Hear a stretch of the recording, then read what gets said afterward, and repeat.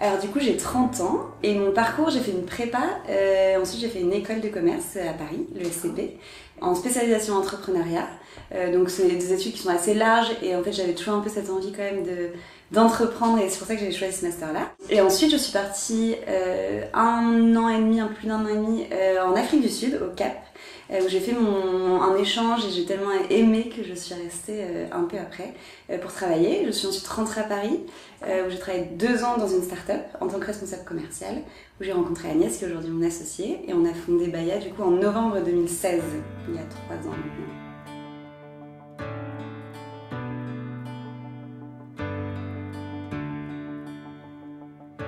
J'ai découvert du coup le yoga en Afrique du Sud, où c'était un peu plus...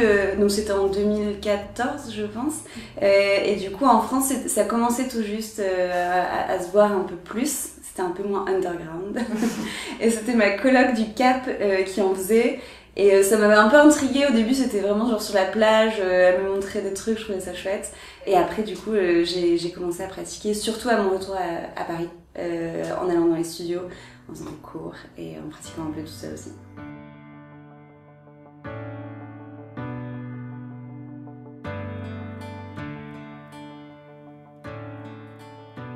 Je savais que un moment dans mon parcours j'allais entreprendre, je savais pas en fait avec qui, comment, sur quel produit, dans quel univers, etc. Et du coup, je me suis dit, je découvrais un peu le yoga à ce moment-là, j'avais l'impression que ça devenait, j'avais l'impression de devoir des studios à Paris ouvrir tout le temps, et du coup je me suis dit que c'est en fait hyper chouette de à la fois avoir le côté business et sur un produit, un univers qu'on adore, qui nous ressemble, qui nous plaît, et du coup c'est pour ça que j'ai décidé d'un peu d'allier les deux.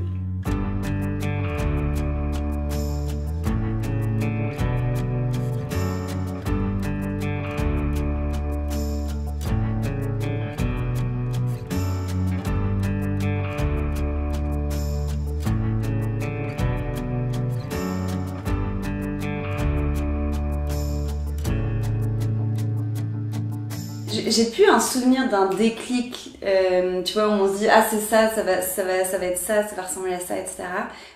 On en parlait beaucoup avec Agnès, donc en fait donc on travaillait ensemble et on se voyait beaucoup le week-end, le soir, on se disait bah pourquoi pas essayer ça, on trouvait que l'univers du yoga et de l'équipement du yoga était un peu tristou, un peu austère, et ce qui nous ressemblait pas vraiment. On aime beaucoup les choses hyper vivantes, pleines de peps, de couleurs, etc. Et on s'est dit, bah, en fait, on peut apporter notre touche à ce marché-là.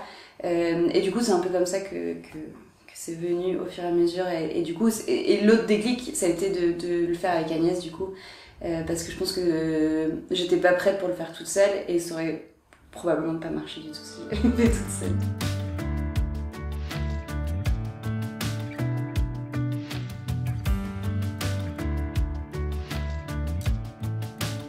Déjà le nom Baya, je trouve qu'il y a aussi un côté assez exotique dans le nom qui nous plaisait bien. Et sur l'univers du voyage, en fait, il y a 2 choses. La première, c'est que Agnès et moi, on bouge beaucoup toutes les deux, donc il y a aussi quelque chose d'inspirant qu'on retrouve dans des motifs. Je trouve que quand on voyage, c'est hyper tangible d'aimer une mosaïque par terre, d'aimer un joli tapis dans un marché, de trouver des matériaux qui nous plaisent, etc. Donc c'est quelque chose qui nous plaît. Et d'un point de vue plus marketing et com, c'est hyper chouette d'avoir tout un univers un peu exotique ou en fonction des destinations, parce qu'on ne fait pas que des destinations exotiques, on a fait là la Suisse, la Norvège, on fait d'autres choses, mais qui donne du coup une vraie atmosphère en fait à une sortie de collection. Qui est hyper chouette je trouve et qui nous permet aussi de pas toujours raconter la même chose, de se renouveler dans nos discours, dans nos prises de parole, dans nos visuels, dans tout ça. Donc voilà, donc on garde ce rythme là de faire voyager les gens sur leur tapis.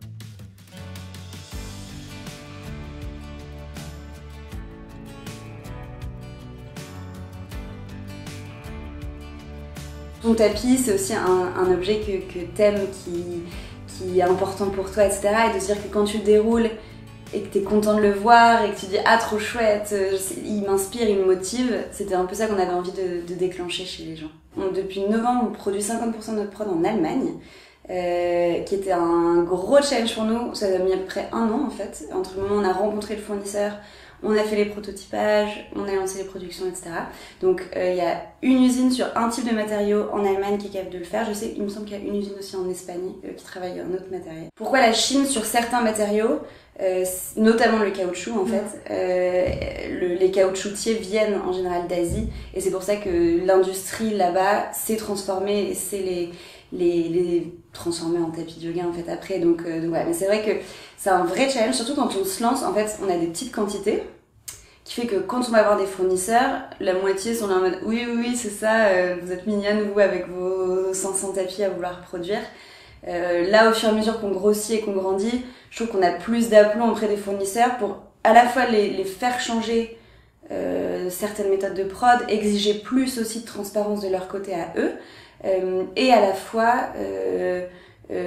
essayer d'avoir d'autres alternatives parce qu'on a des volumes qui sont intéressants pour d'autres fournisseurs, notamment européens du coup. Au tout début, on a vraiment testé plein de choses avec une contrainte technique qui était qu'il fallait que ce soit imprimable, qui est quand même une grosse contrainte. C'est-à-dire qu'il faut que la couleur et les encres puissent tenir sur le matériel. On a testé différentes épaisseurs, sur certains tapis, c'est un peu comme des alvéoles. Est-ce qu'on le veut alvéoler ou non? En fait, on a aussi vachement demandé autour de nous qu'est-ce qui était le tapis idéal pour les gens. Et en fait, on s'est rendu compte que d'une personne à l'autre, c'est pas du tout la même chose. Par exemple, moi, je fais du yoga plutôt dynamique, j'ai tendance à transpirer facilement, j'ai pas les mêmes besoins que ma maman qui va avoir besoin d'un peu plus de confort sous les articulations, qui fait un yoga beaucoup plus doux et qui pratique beaucoup chez elle. Donc elle peut avoir un produit qui est un peu plus lourd par exemple. Pour ça on a la gamme pro qui est hyper bien, moi la gamme intense que je trouve hyper adaptée à ma pratique à moi. Donc voilà, donc ça, c'était aussi l'idée de se dire qu'on pouvait avoir plusieurs gammes qui correspondent du coup à plusieurs besoins.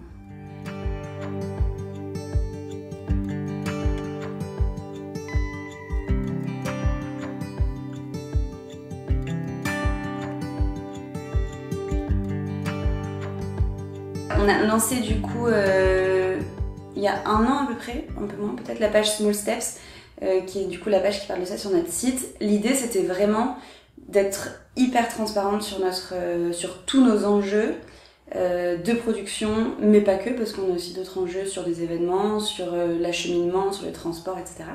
Et de se dire que on faisait le choix, en exposant là où on était bon, mais là aussi où on avait vraiment du travail à faire, de prendre un engagement en fait vis-à-vis des gens qui nous lisent et de nos clients, en se disant ok, ça on le fait bien. Par exemple, on n'utilise plus du tout de packaging de plastique autour de nos produits. Par exemple, les coussins de méditation, les premières livraisons, chaque coussin était emballé avec ce qu'on s'appelle un blister, donc un plastique très fin. Et ça, c'est des choses qu'on fait plus du tout. Idem pour les vêtements qui sont pas du tout emballés sous le blister, mais qui sont emballés sous des pochettes en coton qu'on peut réutiliser ensuite. Avant, autour des tapis, il y avait un film plastique. En fait, on s'est rendu compte aussi que nos fournisseurs avaient pas du tout l'habitude de travailler dans cette démarche-là de réduction des emballages, par exemple. Donc ça, c'était un vrai travail pour nous. Le sourcing en Allemagne, qui s'est fait du coup au niveau d'une usine qui est certifiée Ecotex, du coup, ça nous permet d'avoir vraiment des garanties sur la manière dont c'est produit, les matériaux qui sont utilisés, et vraiment le fait d'avoir une hyper bonne connaissance du process de production. Idem, nos coussins et nos bolsters sont faits en Pologne, où pareil, les matériaux sont certifiés Ecotex. Et sur la Chine, on a une certification qui s'appelle la certification SGS, qui, pour moi, on peut encore aller plus loin sur ce point-là. On est en train d'y travailler, c'est des process qui mettent forcément du temps, mais le but c'est d'essayer d'onboarder aussi nos fournisseurs en se disant qu'ils peuvent aussi nous aider à optimiser tout ça et à faire que ça aille dans le bon sens. Et nous, on a un vrai rôle, je trouve, à jouer sur ça, qui est des convictions personnelles qu'on a avec Agnès, que l'équipe porte aussi vachement. On se rend compte que, c'est marrant, on a embauché 2 personnes là en août, et c'était vraiment, en fait, on sent que c'est quelque chose d'hyper important, que quand elle travaille, elle le fasse pour une entreprise qui a du sens. Et du coup, c'est important pour nous aussi d'être engagés sur ce point-là. Et de notre communauté, parce qu'en fait, c'est aussi des engagements qui sont importants pour nos clients et notre communauté au sens plus large. Donc on est au travail.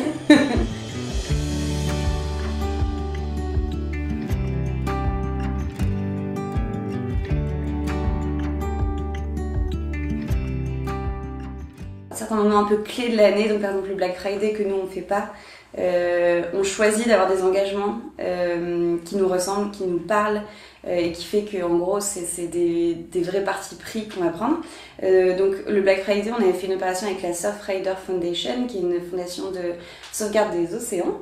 Et en fait, au lieu de faire une réduction de moins 50% sur notre site, comme tous les marchands e-commerce, on reversait 10% de nos chiffres d'affaires sur les 3 jours, en fait, le vendredi, le samedi et le dimanche du Black Friday, à cet asso, qui permet du coup de faire des collectes sur les plages, des traitements d'eau qui sont pollués, etc. Et donc du coup, c'était un choix pour nous aussi de se dire, en fait, quel asso on a envie de soutenir cette année. L'année prochaine, ça changera peut-être. Avec l'équipe, on va le vendredi-là, on a décidé de donner 2 heures de notre temps à une asso aussi. On a été donné un petit déj. Enfin, c'était aussi un truc de porter ce truc-là aussi en équipe. Donc c'est pas que Baya qui s'engage en tant qu'entreprise, mais les personnes qui font Baya qui également vont nous donner de leur temps, etc. Donc ça c'était important. Et oui, on a sorti une collection du coup avec Kaboubou, qui est une asso qui essaie de réintégrer par le sport des personnes qui vont être soit migrantes, soit réfugiés, et du coup pour qui en fait le sport c'est un vrai moteur de cohésion, de partage, de reconnexion aussi avec son corps. C'est ça que je trouve aussi intéressant dans des moments où il se passe beaucoup de choses. Et du coup, ouais, on a sorti une collection avec eux qu'on adore et que, en gros, 10 € par tapis ou accessoire acheté est versé à l'asso.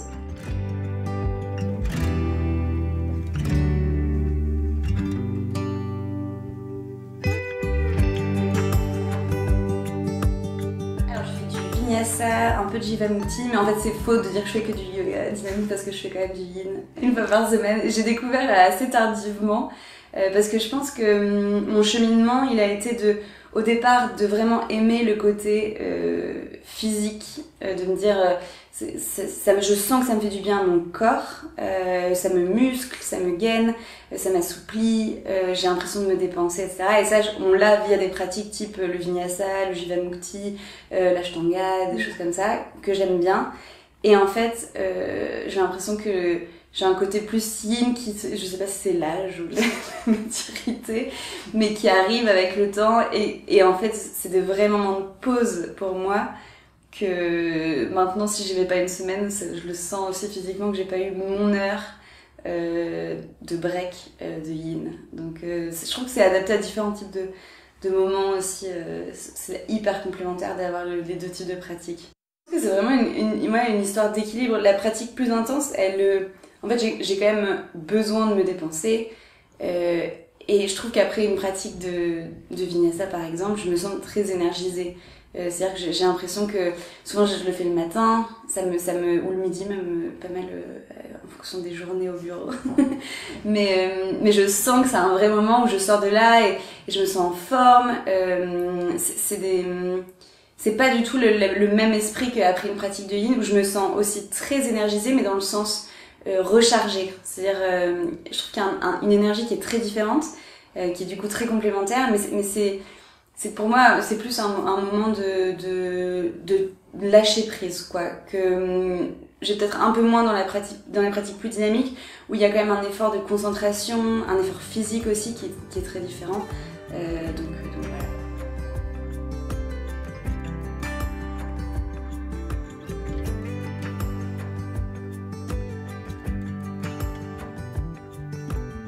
Juste par curiosité, quel est ton tapis préféré? C'est je travaille partout le Travel Sahara que j'ai là, et sinon j'ai un Intense Tanger qui est un des tout premiers et que j'adore.